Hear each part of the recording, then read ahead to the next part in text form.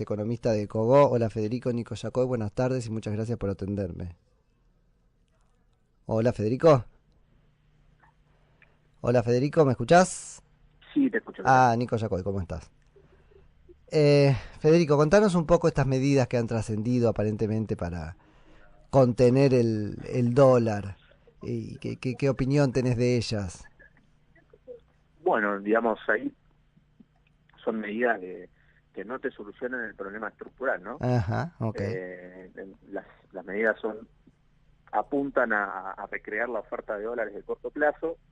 En primer lugar, un acuerdo para anticipar liquidación de cerealeras, Ujú. 300, 400 millones de dólares por semana. Después están estos 7.500 millones de dólares como parte del desembolso de 15.000 millones de dólares del FMI. Esos 7.500 van a ir a reservas, para fortalecer las reservas, Ajá. y otros 7.500 millones de dólares se van a ir volcando a través de licitaciones al mercado de cambios para aumentar la oferta de dólares. Claro, a través de licitaciones, esa es una distinción que por ahí está bueno que me aclares o que me expliques. No, no es que sale a vender para Exactamente, va a ir contener, es una haciéndole figura a tramos, distinta, porque de claro. alguna forma lo que va a buscar el Banco Central es ir testeando al mercado y ver qué impacto tenga en el mercado, para tampoco generar una presión a la baja en el dólar muy fuerte. Ujú. eh, y después tenés junto con Qué eso interesante, Federico, esto, porque te pone cara de, bueno, voy a vender para que no se vaya muy alto, pero vos un poco me proponés tampoco para que se vaya muy bajo, ¿no? sí, digamos, para testear las dos cosas, digamos, porque el desequilibrio acá de fondo es estructural. Digamos, la economía terminó 2017 con un desequilibrio externo de las cuentas externas de 30.000 millones de dólares. Ajá. Eso es aproximadamente 4,8% del producto, y eso dejaba muy vulnerable todo el proceso de crecimiento y de baja inflación. Esto es básicamente que lo que se consumía, sector público y privado, y lo que se invertía, era mucho más alto de lo que se producía. Claro. Entonces la diferencia, esos 30.000 millones de dólares, se financiaba con deuda básicamente. Entonces cuando el mercado nos baja el pulgar, ese déficit de la cuenta corriente Hmm. hay que ajustarlo. Y la forma de ajustarlo, cuando el mercado te baja el pulgar, es con una suba del dólar que te trata de achicar el nivel de importaciones. Lo que pasa que eso termina eh, pegando, ajustando el nivel de actividad, acelerando la inflación y licuando el poder adquisitivo del salario, porque la inflación se acelera producto de la suba del dólar. Ok. El otro desequilibrio estructural que estaba en juego es la bola de nieve de Levax, estos vencimientos Sí. de Levax que le vencen al Banco Central todos los meses, 65% de la base monetaria, con lo cual cuando uno juntaba el déficit de la cuenta corriente con la bola de nieve de Levax y un dólar que estuvo atrasado hasta diciembre de 2017, ahí básicamente tenía los tres desequilibrios fuertes de Ujú. la economía, que en alguna medida también incluían el déficit fiscal como parte del déficit externo. Una vez que el mercado baja el pulgar, la economía está justamente en modo ajuste de la cuenta corriente y desarme de esta bola de nieve de Levax. Claro. Eso se traduce en la economía de bolsillo de todos los días y en la economía real en un escenario con inflación más alta, menor crecimiento y tasas de interés muy altas que no tienen margen para bajar rápido, porque la inflación se va a acelerar en estos meses. Ujú. Entonces eso termina ahogando todo lo que es el financiamiento del crédito al consumo y el financiamiento de capital de trabajo de las pymes.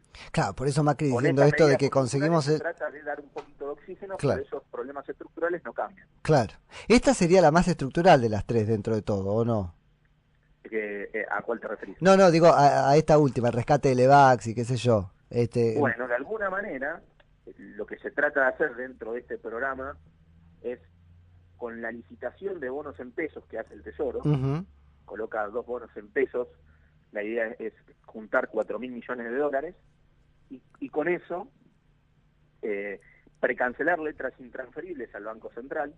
Esto era papelitos que recibía el Banco Central en la administración anterior a cambio de reservas Sí. en dólares que le daba el Banco Central al Tesoro Ujú. para pagar deuda en dólares en la administración anterior. Y eso fue empeorando mucho la hoja de balance del Banco Central, porque le bajaban reservas Claro. contra un título en dólares que no podía vender en el mercado. Ujú. Por eso son letras intransferibles. Parte del esquema actual para desactivar la bomba de Levax es el Tesoro coloca bonos en pesos en el mercado local, con esos pesos se los da el Banco Central y le precancela letras intransferibles. Ahí hay una absorción monetaria, se saca pesos del mercado y con esos pesos el Banco Central recompra Levax.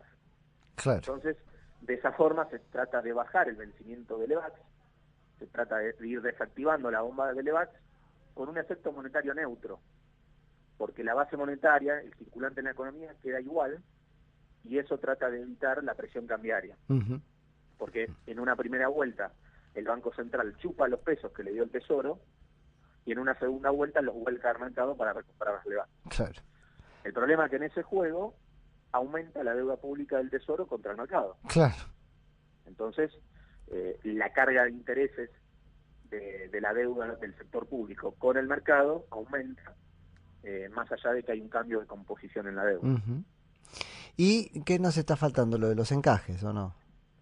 Y lo de los encajes, digamos, del aumento de encajes, con esto se trata también de absorber 100.000 millones de pesos para que queden menos pesos circulando y que puedan ir hacia un desarme de Levax contra dólar, y lograr la tensión cambiaria, con una baja en la posición global de los bancos.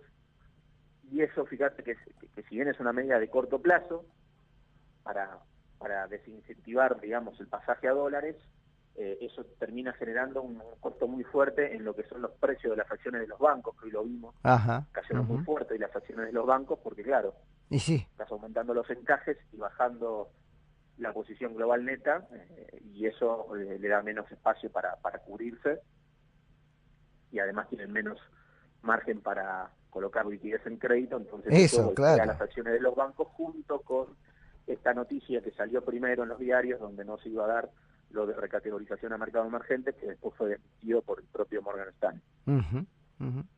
Ahora, Federico, yo no entiendo de economía, o sea, voy tratando de entender a la medida que charlo con ustedes y me explican así tan bien las cosas punto por punto. ¿Vos ves yo no sé si hay o no hay un plan, me cuesta creer que no lo haya, viste que hay como una crítica muy fuerte, que casi fetichista, que no hay un norte. Bueno, yo no creo que alguien que sea un gobierno no sepa dónde va. Ponele que no lo sepa contar o no pueda convencer, pero más allá de eso, ¿hay un sistema? ¿Vos ves sistematicidad o todas estas medidas a veces se contraponen en su lógica? Digo, están preocupados por las exportadoras, qué sé yo, para que liquiden, y claro, están montadas un plan de rebaja de las retenciones, que obviamente vos vas a estar esperando que eso baje para liquidar, por ejemplo. Claramente estas medidas, que fuimos nombrando una por una, son medidas de corto plazo, para tener un veranito, digamos, en lo que es la tensión cambiaria, pero no te cambian los problemas estructurales que comentábamos antes, sumado a un mercado donde hay falta de credibilidad en torno a si hay viabilidad política para hacer el ajuste que te comprometiste con el Fondo Monetario. El Fondo Monetario ahora te va a ir evaluando cada 3 meses las metas de ajuste fiscal y monetarias y de inflación para hacer los desembolsos pertinentes, y para eso necesitas claramente cumplir los objetivos fiscales, monetarios e inflación. Entonces el mercado tampoco ve que no hay certezas de que haya viabilidad política, un gobierno que no tiene, digamos, el tema político resuelto en el Congreso, entonces no ve que haya viabilidad política para hacer el ajuste. Ahora es para eso agrega un ruido político adicional en la falta de credibilidad del mercado frente a estos desequilibrios estructurales. Sí. Y después cuando uno mira, ¿no?, cuáles fueron las fallas del gradualismo, ¿no? Producto de una herencia complicada, con atraso tarifario, cambiario, pocas reservas del Banco Central, un déficit fiscal y externo bastante fuerte, montado sobre esa herencia pesada, hubo una falla de coordinación en el gradualismo. Claro. Lo que requería el gradualismo era crecer por inversión, bajar el déficit fiscal subiendo tarifas y bajar la inflación con una tasa de interés que te genere incentivos a ahorrar en moneda local. El problema es que eso estuvo mal coordinado, porque cuando uno pone todos esos objetivos en funcionamiento en la economía real, tenían tensiones entre sí. Y la suba de tarifas requeridas para bajar el déficit fiscal, que aceleraron la inflación en el corto plazo. Bueno, ves, ahí en un principio el gobierno confiaba, o el propio Banco Central tenía la teoría de que la suba de tarifas no era inflacionaria. Bueno, terminó siendo inflacionaria, Eso llevó al Banco Central a tener que subir más de la cuenta la tasa de interés, y suba de tarifas y suba de la tasa de interés te ahogaban el crecimiento de corto plazo, y la economía necesita mantener un ritmo de crecimiento en la zona de 3% para mantener el ratio de endeudamiento de una forma sostenible. Entonces, ahí estuvieron los problemas de cómo se coordinó el gradualismo, Sí. que terminó intensificando los desequilibrios cuando uno mira, sobre todo el déficit de la cuenta corriente externa, que te comentaba, donde ahí está, te diría, el talón de Aquiles del Claro. gradualismo. Ha trascendido por ahí, no sé si tenés información al respecto, esto de que el déficit primario de Argentina se te redujo un 71% en mayo frente a mayo de 2017. Perdón, no te escuché la última pregunta. No, esto de la reducción del déficit primario, mayo Sí. contra mayo en un 71%, digo, ese dato. Sí, hay una fuerte, digamos. Ajá. Claramente la aceleración del ajuste fiscal en el déficit ante intereses está siendo mucho más rápida en los últimos meses, con un gasto público que está creciendo por debajo de la inflación y una recaudación que en los primeros, te diría que hasta mayo, vino muy bien, y eso de alguna forma ayuda para cumplir por lo menos con la meta fiscal ante intereses que está programada con el fondo de 2,7% del producto para este año. Nos deja bien encaminados para esa meta fiscal, inclusive hasta puede ser más baja el déficit fiscal y sobrecumplir la meta, y darte más espacio para que el ajuste fiscal de cara al año electoral 2019 sea un poquito menos agresivo, ¿no? Sí. Terminar con un déficit en 2,5 e ir a un déficit de 1,5 en 2019 ante intereses, usando esa flexibilidad que está contemplada en el acuerdo con el fondo de aumentar el gasto social 0,2% del producto. Así es. Eso seguramente lo va a hacer el gobierno, y eso no tiene que negociar nada, es automático. Ya está. Ahora, y por último, digo, vos decís, bueno, por ahí ahora van a avanzar en esto del gradualismo, que era por ahí un error que haya sido tan lento, ¿no? O tan gradual, si querés. El nombramiento de Guasel y de Dante Sica, si bien no tenemos una bola de cristal para poder adivinar lo que van a hacer. ¿No es al contrario un hacia atrás en el gradualismo? Al menos en esas dos áreas que serían energía y producción. No, me parece que ahí, digamos, el Ministerio de Producción tiene un desafío muy complicado, porque justamente el esquema de suba de tarifas requerido para bajar los subsidios y bajar el déficit fiscal, y la tarea de bajar la inflación con una tasa de interés alta, bueno, te ahogan el crecimiento de la producción. Claro. Sobre todo en una economía que está yendo gradualmente hacia un mayor nivel de apertura comercial. Lo que te empieza a proteger es este tipo de cambio real más alto al que estamos ahora, frente a esta suba del dólar. Con el dólar en la zona de 28, estamos en el mismo nivel de competitividad que tenía Argentina en enero del 2008, cuando había un superávit externo de 7.000 millones de dólares. Pero claramente lo que es producción, ahí tenés un tema macroeconómico complicado que tiene que ver con que la suba de tarifas y la tasa de interés te complican la ecuación de costos, sobre todo en un sector donde el mercado, la demanda, va a estar golpeada por el aumento del dólar y la licuación del salario, del poder adquisitivo del salario. Así es. Ahora, en ese sentido hay que tener en cuenta que esta suba del dólar que requerís para corregir el déficit externo te complica otros dos frentes, que es el fiscal. Te complica dos frentes que están comprometidos con el FMI, que es el fiscal y la inflación. La suba del dólar ya no te genera, no te mejora el resultado fiscal, porque el Tesoro bajó retenciones, tiene subsidios en energía y transporte que están con costos indexados al dólar y una alta carga de intereses en dólares.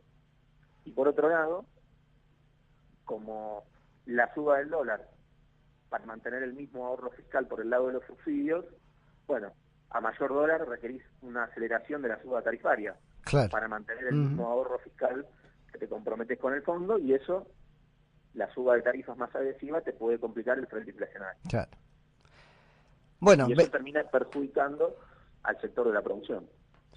Veremos qué es lo que pasa entonces. Ahí nos quedamos habiendo entendido mucho más las medidas y las contradicciones y lo difícil que es entonces todo esto. Que no es fácil. Claro. Porque veo que donde propones una cosa, enseguida me contás que, bueno, tengo que abrir el paraguas porque el efecto no deseado es este otro. Es una sábana muy corta. muy corta, sí. Que está bueno que como sociedad tengamos conciencia de eso Eso clave, totalmente. claro, para no esperar la cosa mágica, ¿no? Que no se Y sobre puede. todo que estás en un momento donde el mercado financiero te bajó el pulgar, eso hace que la Sí. economía real se deteriore en Ujú, términos de suba ujú. del dólar, aceleración de la inflación, caída de la actividad y tasas de interés altas, y encima el gobierno tiene que surfear un frente político Entonces sí, más complicado de cara a las sí, sí, elecciones, sí, con lo sí. cual la prioridad es estabilizar las variables y tratar de volver a generar cierta credibilidad del mercado, lo cual a su vez requiere también manejar un frente político Ujú. mucho más difícil.